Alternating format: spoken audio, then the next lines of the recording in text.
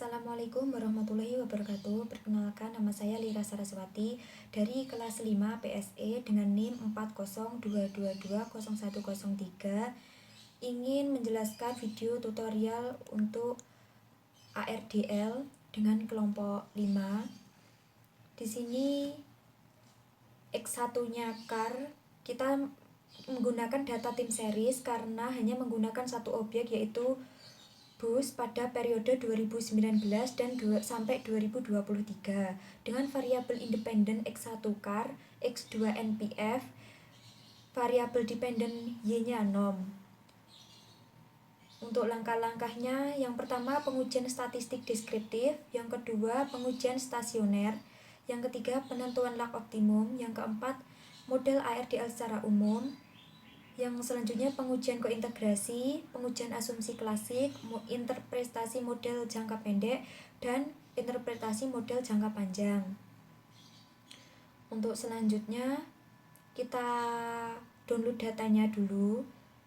Setelah di-download kita copy datanya mulai dari nom CAR sampai NPF ke bawah. Kita copy. Lalu kita masuk ke fuse.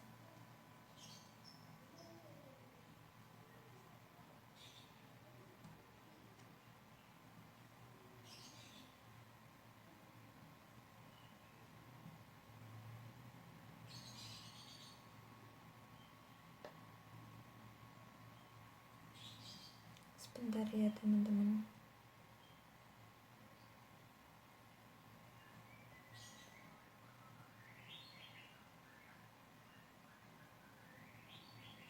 Kita masuk ke fuse, datanya kita pilih create a new fuse work file. Frekuensi kita ganti monthly. Start date-nya kita ganti 2019. End date-nya 2023. Lalu kita OK. Kemudian kita pilih quick. Kita pilih empty group, edit series. Kursornya taruh di atas sendiri. Kita paste. Datanya sudah ada. Lalu kita klik view. Kita pilih descriptive stats. Kita pilih common sample. Nah, ini hasil pengujian deskriptif. Kita freeze. Kita name. Kita kasih nama underscore 1 underscore deskriptif. Lalu kita OK. Yang selanjutnya kita lakukan uji multikolineritas. Untuk selanjutnya kita klik view. Kita pilih covariant analysis. Kita pilih correlation. Covariannya dihilangkan. Layoutnya kita pilih single table.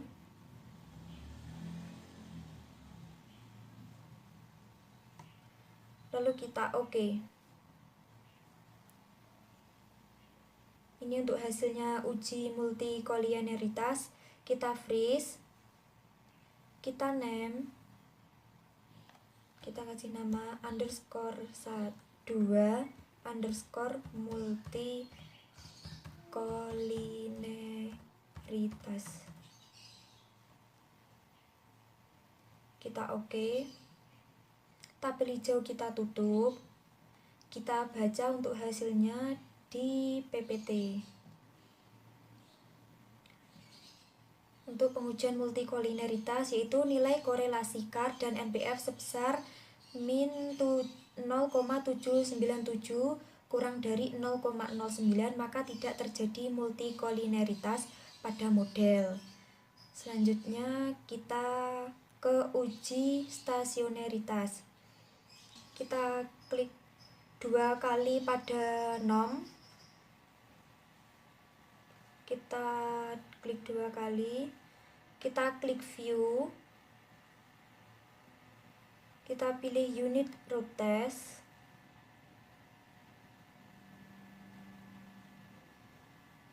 Unit root test. Kita pilih standard unit root test. Kita pilih level karena yang pertama, lalu kita oke. Ini untuk hasilnya.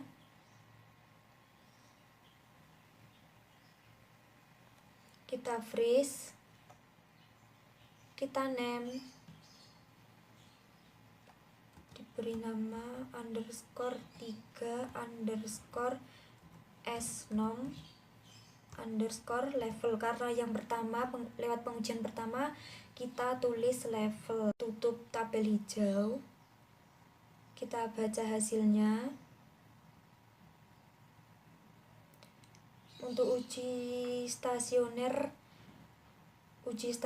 ini T statistik ini. Untuk T statistiknya kita baca di sini dan kita lakukan setelah kita lakukan pengujian, kita baca di PPT. T statistiknya CAR min 1,309, NPF-nya 0,080, nomnya min 1,294.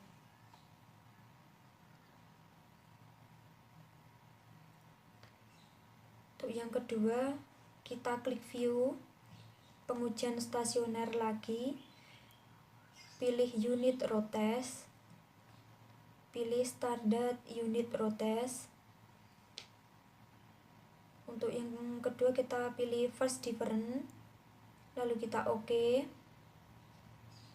Untuk hasilnya kita freeze, kita name, kita kasih nama underscore 3 underscore s nom underscore f. Karena kita lakukan first different pengujiannya, kita tulis f, kita beri nama f, lalu kita oke. Kita tutup tabel yang hijau s-nomnya.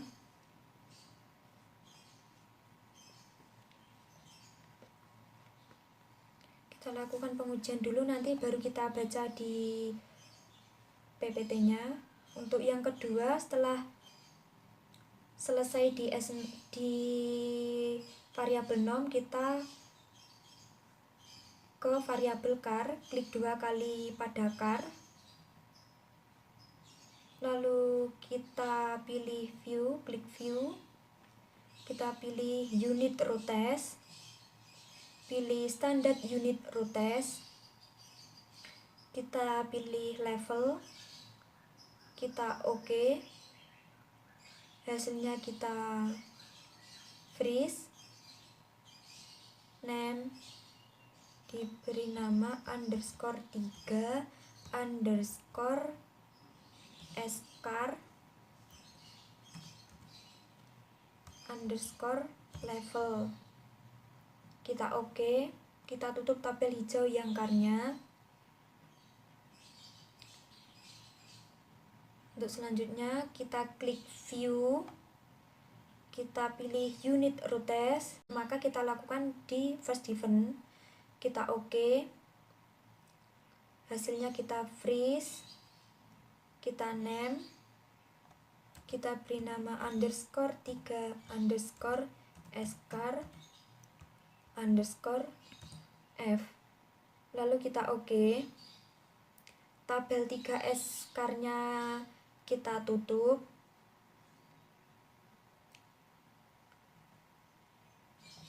Kita bisa lakukan kembali di pengujian stasioner di NPF, klik 2 kali pada NPF, klik view, unit root test, standard unit root test, kita pilih level, kita oke, lalu kita freeze, kita name, beri nama underscore 3 underscore snpf underscore level. Lalu kita oke. Untuk tabel hijaunya kita tutup. Untuk tabel SNPF-nya kita klik view. Kita pilih unit routes. Kita pilih standard unit routes. Lalu kita pilih first difference. Lalu kita oke. Hasilnya kita freeze, kita name, diberi nama underscore 3 underscore SNPF underscore F. Karena kita pakai first difference, maka kita beri nama F. Lalu kita oke. Kita tutup tabel 3 SNPF. Kita tutup, kita baca hasilnya di PPT. Untuk variabel car, variabel NPF dan norm, level T statistiknya untuk car min 1,309, untuk NPF-nya 0,080, untuk normnya min 1,294. Untuk nilai probability-nya car sebesar 0,620. Untuk NPF-nya nilai probability-nya sebesar 0,962. Untuk normnya nilai probability-nya sebesar 0,627. Untuk keputusannya variabel car tidak stasioner.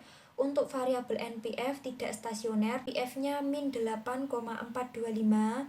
Untuk variabel normnya min 8,837. Untuk nilai probability-nya pada variabel car sebesar 0,00. Untuk NPF-nya nilai probability-nya sebesar 0,000. Dan untuk variabel norm nilai probability-nya sebesar 0,000, sehingga keputusannya semua terjadi stasioner. Untuk selanjutnya kita masuk ke Fuse lagi, kita tutup semua.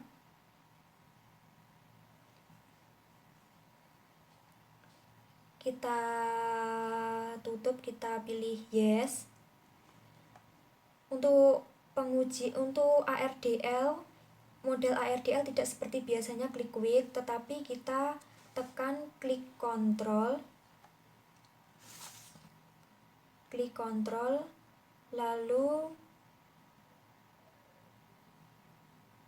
tahan lama dan pilih dari variabelnya, diurutkan dari Y, X1 dan X2. Y-nya kita pilih norm, kita klik norm dulu. Kita pilih X1 car, habis norm car, selanjutnya yaitu NPF. Karena sudah dipilih semua, kita klik kanan. Kita pilih open. Kita pilih as equation. Kita pilih metodenya menggunakan ARDL.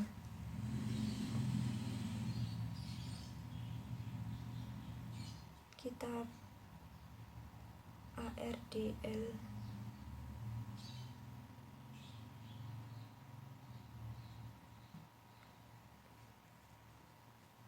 Untuk dependent variable max lex-nya tetap 4, untuk regresor max lex-nya tetap 4. Lalu kita oke. Setelah kita pilih metode menggunakan ARDL, lalu kita oke.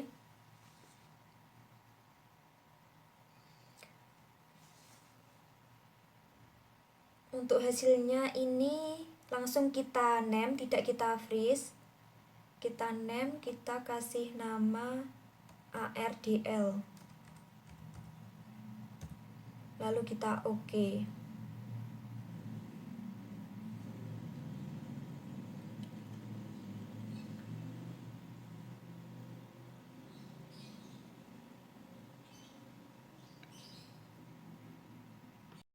Kita baca di PPT. Untuk dependent variabelnya yaitu norm. Untuk dynamic regressor 4 lex automatic car NPF. Untuk selection modelnya ARDL 3,3,1. Ini mengindikasikan dari variabel ARDL 3 ini adalah norm.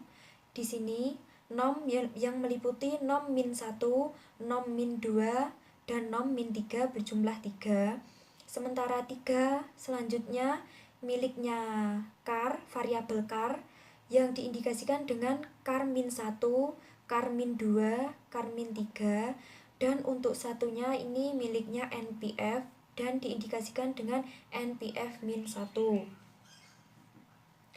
Selanjutnya kita kembali lagi di Fuse.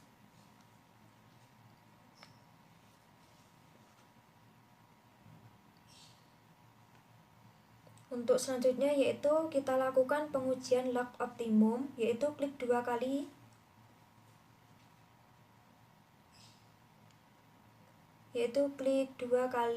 pada view.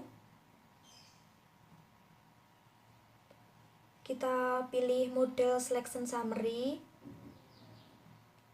Kita lihat dulu di kriteria tabel. Nah, di sini kita mencari model terbaiknya karena ini kebanyakan, ini ada 100 model terbaik. Maka kita untuk membacanya nanti kesulitan. Ini tidak usah dipakai, kita cari model terbaik. Kita klik view, klik model selection summary.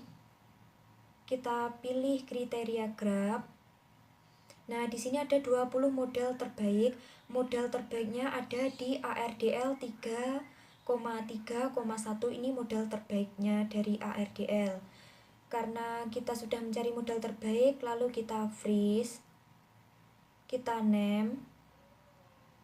Kita ganti dengan underscore 4, kita namai underscore model underscore terbaik. Kita oke. Kita tutup tabel yang hijau. Kita baca di PPT-nya.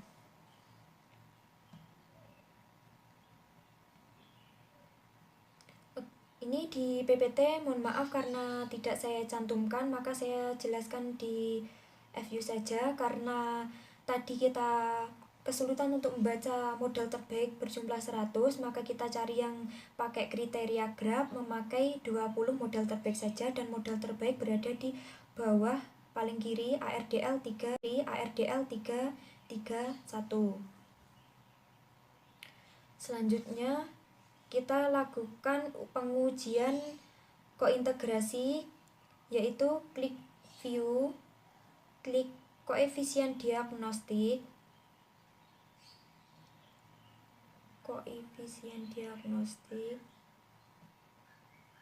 Kita pilih long run from and bound test. Lalu hasilnya kita freeze. Kita name. Kita kasih nama underscore 5 underscore kointegrasi. Lalu kita oke. Tabel warna hijau kointegrasinya kita tutup. Kita baca di PPT untuk uji kointegrasinya. Untuk nilai F statistiknya ini berada di bawah. Kita tarik ke bawah. Ini di sini. Karena di atas tidak muncul, kita tarik ke bawah.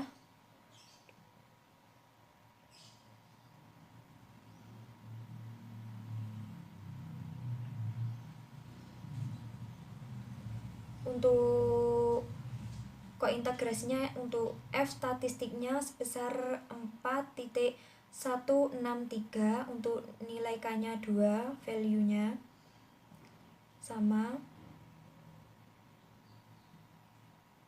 164, 163.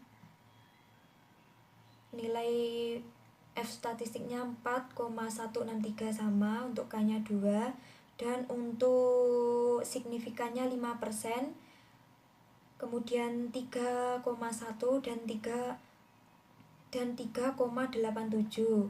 Untuk H0-nya tidak terdapat kointegrasi, H1-nya terdapat kointegrasi.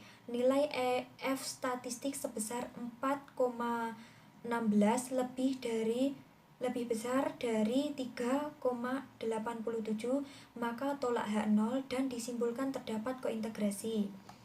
Untuk nilai F kritis, uji kointegrasi di lower bound 10 dan upper bound 1i. Jika F statistik kurang dari 1i pada taraf signifikan 5%, maka tolak H0 dan disimpulkan terdapat kointegrasi. Jika F statistik kurang dari H0 dan disimpulkan tidak terdapat kointegrasi. Lalu kita lakukan uji selanjutnya. Kita kembali lagi ke F-use. Habis dilakukan pengujian kointegrasi, lalu kita lakukan pengujian model jangka pendek. Klik view, lalu kita pilih koefisien diagnostik, kita pilih error correction from,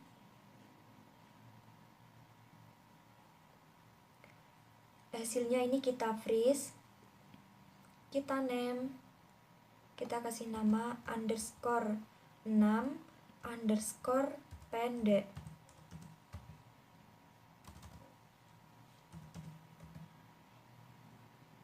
Kita oke. Kita tutup tabel warna hijaunya. Kita baca di PPT.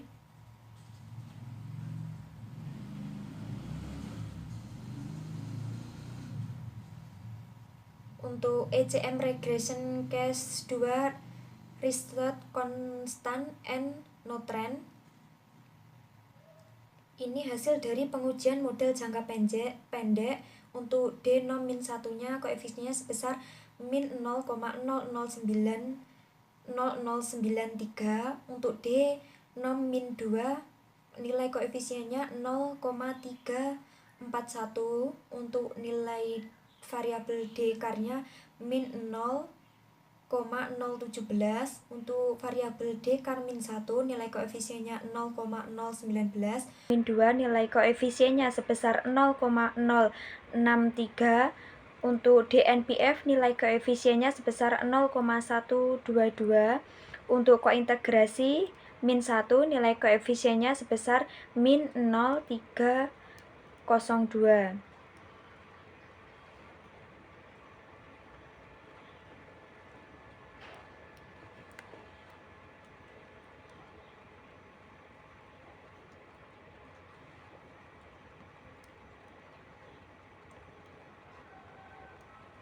Lalu kita baca dulu hasilnya semua. Dan untuk model jangka pendek, dependent variable denomnya nilai koefisiennya untuk nilai koefisien dari denom min 1, denom min 2, D-car min 1, D-car min 2, DNPF dan kointegrasi min 1 kita sudah sebutkan tadi. Lalu kita tulis di bawah untuk modelnya, yaitu denom sama dengan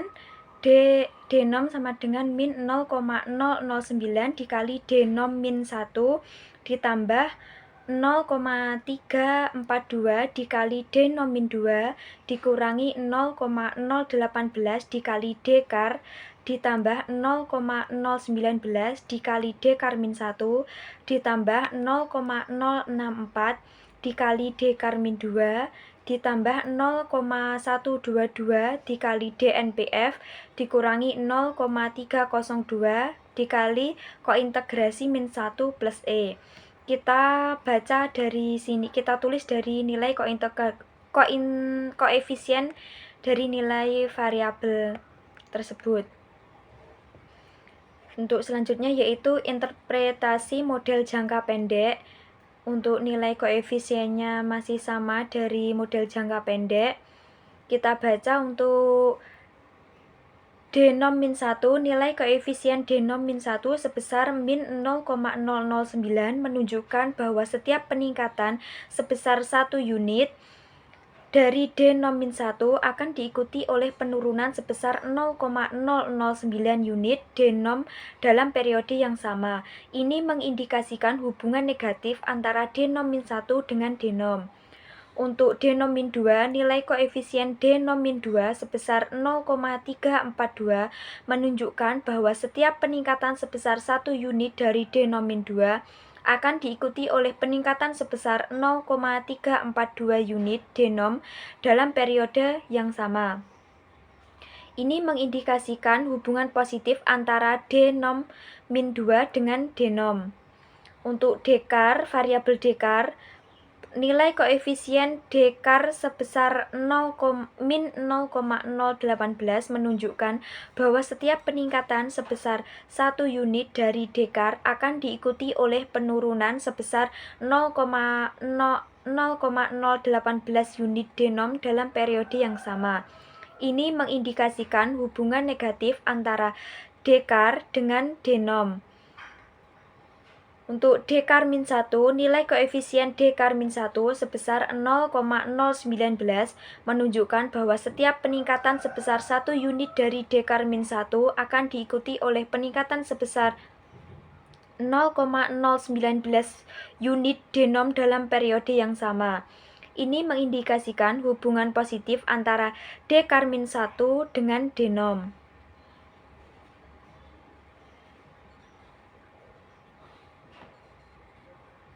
Untuk dekar min 2, nilai koefisien dekar min 2 sebesar 0,064 menunjukkan bahwa setiap peningkatan sebesar 1 unit dekar 1 unit dekar min 2 akan diikuti oleh peningkatan sebesar 0,0464 unit denom dalam periode yang sama. Ini mengindikasikan hubungan positif antara dekar min 2 dengan denom.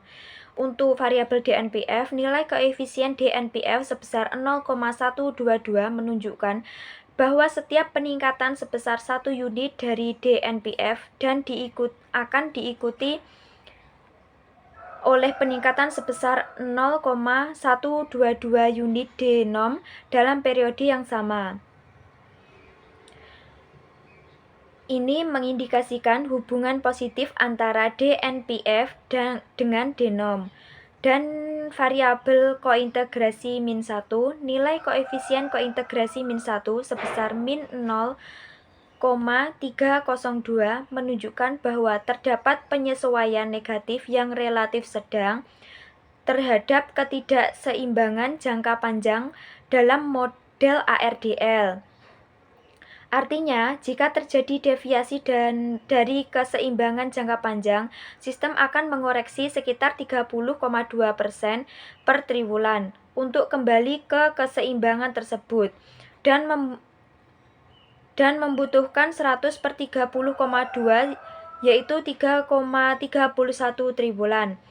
Ini mengindikasikan bahwa proses penyesuaian menuju keseimbangan berlangsung dengan kecepatan yang moderat. Untuk selanjutnya yaitu model jangka pendek uji T. Untuk model uji T jangka pendek yaitu nilai probability dari denom min 1 yaitu kita lihat dari nilai probability denom min 1. Untuk nilainya yaitu 0,938 yang diindikasikan dari H0 denom min 1 tidak berpengaruh signifikan terhadap denom.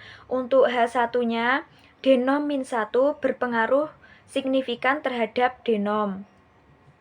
Nilai probability T statistik sebesar 0,938 lebih besar dari 0,05, maka terima H0 dan disimpulkan denom min 1 tidak berpengaruh signifikan terhadap denom.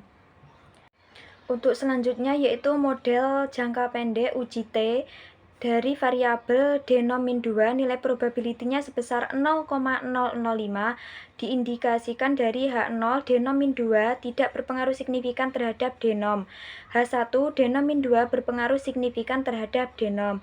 Nilai probability T statistik sebesar 0,005 kurang dari 0,05 maka tolak H0 dan disimpulkan denom min 2 berpengaruh signifikan terhadap denom.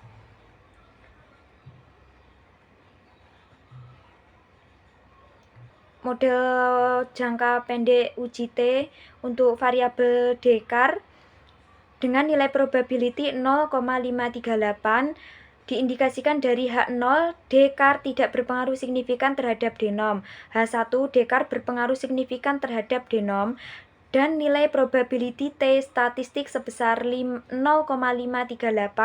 lebih besar dari 0,05 maka terima H0 dan disimpulkan Dekar tidak berpengaruh signifikan terhadap denom.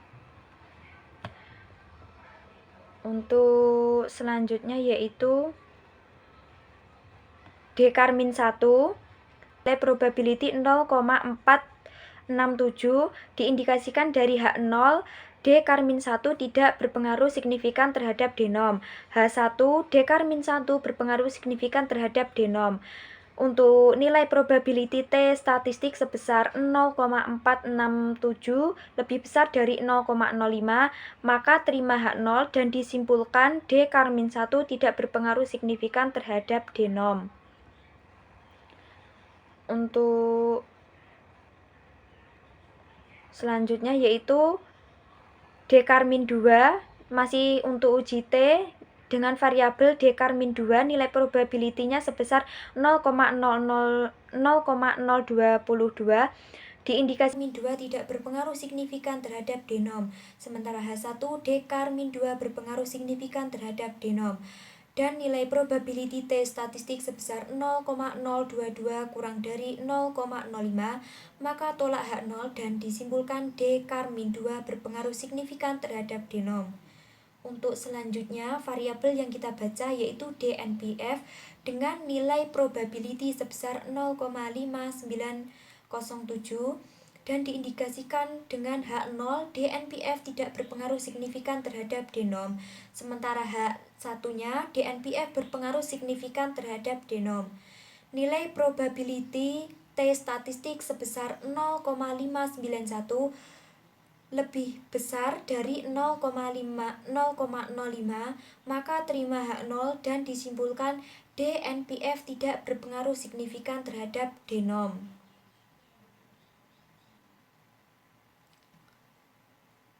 Untuk selanjutnya model jangka pendek uji T-nya yang kita baca variabel kointegrasi dengan nilai probability 0,0001 yang diindikasikan dari H0 nilai H0 kointegrasi min 1 tidak berpengaruh signifikan terhadap denom, sementara H1 kointegrasi min 1 berpengaruh signifikan terhadap denom.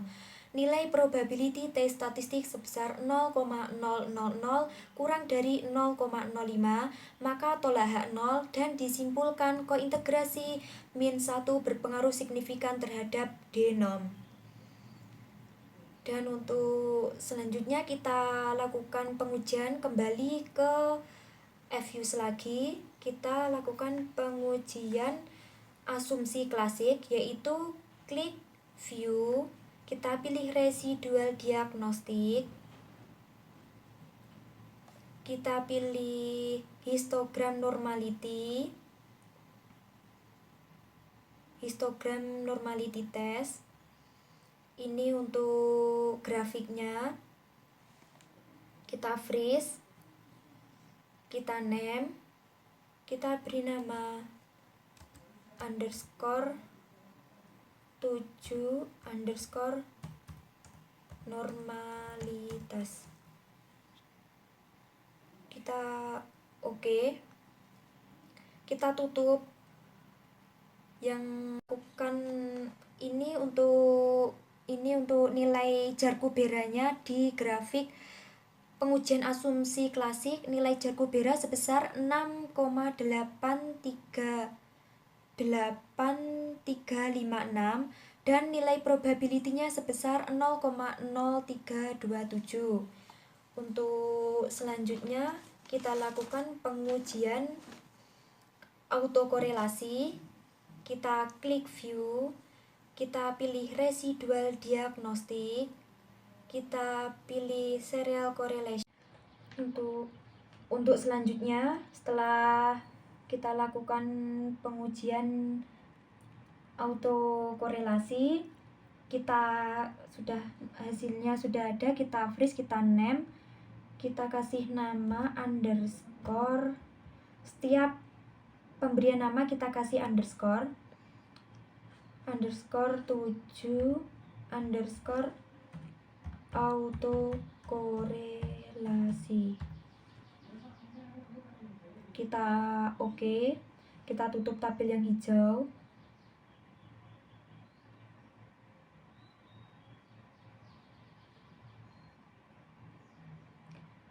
Untuk membaca nilai koefisien determinasi, nilai R square dan AJ square nilai R square-nya sebesar 0,9265 dan nilai AJ R square-nya sebesar 0,912, yaitu nilai AJ R square sebesar 0,912 atau 91,2% yang menunjukkan bahwa variabel bebas mampu menjelaskan variabel terikat atau norm sebesar 91,2% dan sisanya dijelaskan variabel lain di luar model. Kita lakukan pengujian heteroskedasticity, kita klik view, kita pilih residual diagnostic, kita pilih heteroskedasticity test,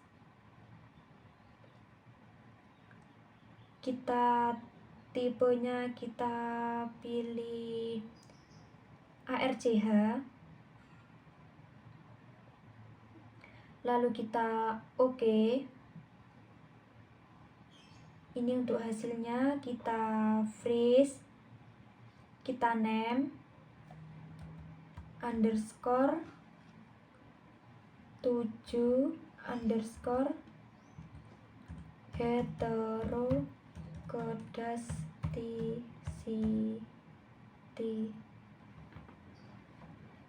heteroskedasticity. Lalu kita oke. Lalu tabel yang hijau pengujian heteroskedasticity-nya kita tutup.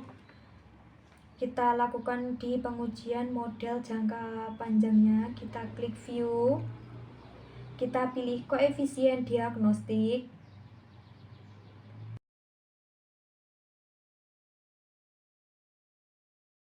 kita pilih long run from and bound test. Ini hasilnya. Untuk itu kita freeze, kita name, dan untuk pengujian selanjutnya kita kasih nama untuk hasilnya, pengujian jangka panjangnya underscore 8 underscore panjang. Kita oke. Kita hasilnya yang tabel hijau bisa ditutup. Untuk itu kita baca yang di variabel di fuse, variabel d nom min 1, kar min 1, npf min 1 dan seterusnya. Untuk nilai nom min 1 koefisiennya sebesar min 0,302, untuk kar min 1 koefisiennya sebesar min 0,003, npf min 1 nilai koefisiennya sebesar min 0,325, untuk d nom min 1 koefisiennya sebesar min 0,009, untuk d nom min 2 nilai koefisiennya sebesar 0,341, untuk d kar nilai koefisiennya sebesar 0,017, Untuk D-1 nilai koefisiennya sebesar 0,019. Untuk D-2 nilai koefisiennya sebesar 0,063 dan DNPF-nya nilai koefisiennya sebesar 0,122. Lalu kita lanjutkan ke ini, klik view untuk ARDL, kita pilih estimate output. Kita sudah selesai pengujiannya, lalu kita lihat ini ARDL-nya, model ARDL secara umumnya. Hasil model ARDL secara umum, nilai koefisiennya, ada nilai probability-nya.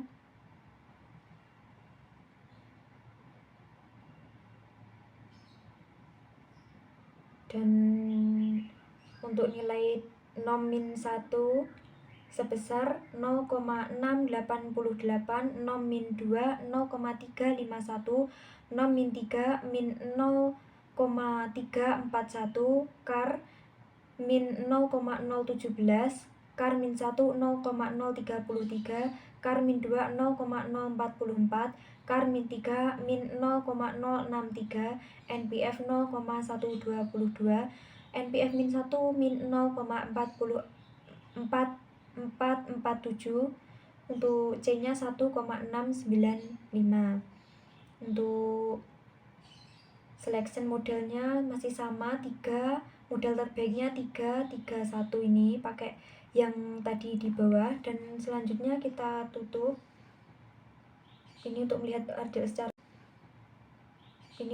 RDL secara umum ya teman-teman. Kita freeze hasilnya, kita name, kita beri nama _9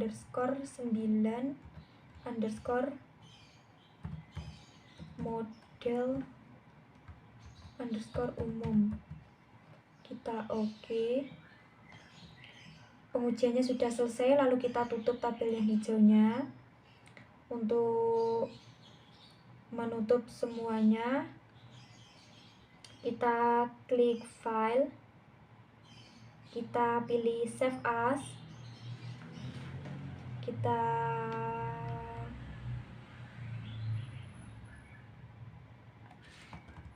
praktek UAS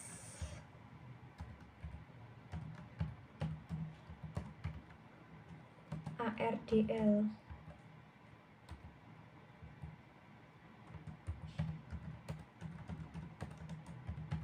Setelah dikasih nama, kita save, kita pilih single precision, lalu kita oke.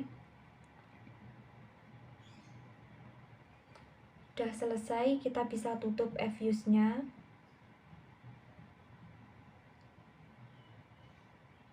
Dan untuk PPT-nya juga sudah selesai. Terima kasih.